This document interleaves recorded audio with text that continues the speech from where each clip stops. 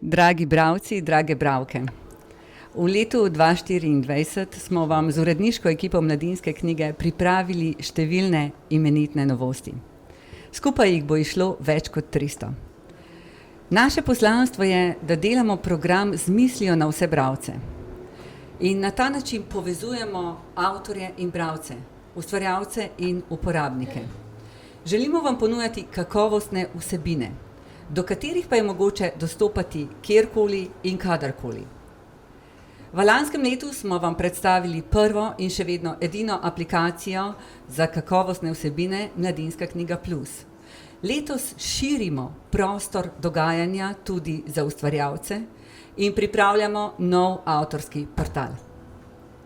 In če bi morali povzeti nekaj temeljnih poudarkov letošnjega programa, potem zagotovo velja: praznujemo jubileje naših avtorjev, na primer življenjski jubilej Jelke Reichman, Svetlane Makarovič, pa tudi pesnikov Ivana Minatija, Srečka Kosovela, Saše Vegri. Praznujemo tudi 25-letnico, odkar imamo slovenski prevod Harryja Potterja. In v letošnjem letu bomo k tej raznovrstnosti programa posebno pozornost namenili knjižnim ilustracijam. Izdali bomo imenitno ilustratorsko mapo Veličastnih 30, v katerem bomo predstavili vrhunce književne ilustracije. Hkrati pa širimo prostor za dobre vsebine tudi na način, da imenitno leposlovje, vrhunsko leposlovje, tako za otroke, mladino kot odrasle, izdajamo v različnih oblikah. Knjiga izide v tiskani obliki, kot e-knjiga, kot zvočnica, in k temu dodajamo tudi pogovore z avtorji in ustvarjalci.